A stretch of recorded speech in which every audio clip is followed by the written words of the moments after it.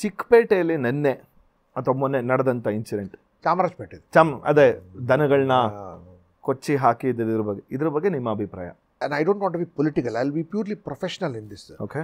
ಚಾಮರಾಜಪೇಟೆ ಭಾಗದಲ್ಲಿ ಒಬ್ಬರೇ 25 ವರ್ಷದಿಂದ ಶಾಸಕರಾಗಿದ್ದಾರೆ.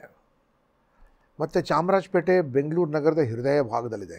You're right. ಮತ್ತು ಇದು ಚಾಮರಾಜಪೇಟೆ, ಸಿಟಿ ಮಾರ್ಕೆಟ್, ಶೆಲುವಾದಿಪಾಳ್ಯ, ರಾಯಾಪುರಂ, ಜೆ ನಗರ, ಪಾದರಾಯಣಪುರ, ಆಜಾದ್ ನಗರ ಇಷ್ಟು ಸೇರಿ ಆ ಚಾಮರಾಜಪೇಟೆ ಆಗುತ್ತೆ.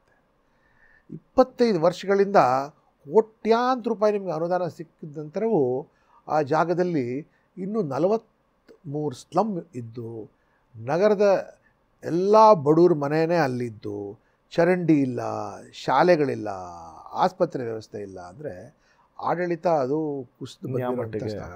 ಮತ್ತು ಅದಲ್ಲದೆ ಎರಡು ಕೋಮನ್ನ ಮಧ್ಯದಲ್ಲಿ ವೈಮನಸ್ಯ ತಯಾರು ಮಾಡಿದಿರಲ್ಲ ನೀವು, ಅದು ಸರಿಯಲ್ಲ ಇದು. ಮತ್ತು ಅಲ್ಲಿ ಅವನು ಕರುಣ ಎಂಬವನು 8-10 ಹಸುಗಳು ಇಟ್ಕೊಂಡು ವರ್ಷಗಟ್ಟಲೆಯಿಂದ ಅಲ್ಲೇ ಇದ್ದವನು. ಅವನಿಗೆ ಅಲ್ಲಿಂದ ಓಡಿಸ್ಬೇಕು.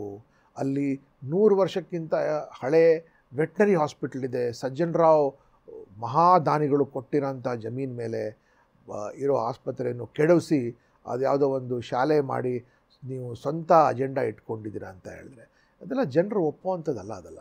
ಸೊ ಇದೆಲ್ಲ ದುರುದ್ದೇಶದಿಂದ ಅಲ್ಲಿ ಒಂದು ಭಯದ ವಾತಾವರಣ ಕ್ರಿಯೇಟ್ ಮಾಡಿ ಹಸುಗಳ ಮೇಲೆ ಆ ರೀತಿಯ ಅಮಾನುಷ್ಯವಾದ, ನಾನಂತೂ ಪ್ರಪಂಚದಲ್ಲಿ ಇಂಥ ಅಪರಾಧ ಕೇಳೇ ಇರಲಿಲ್ಲ.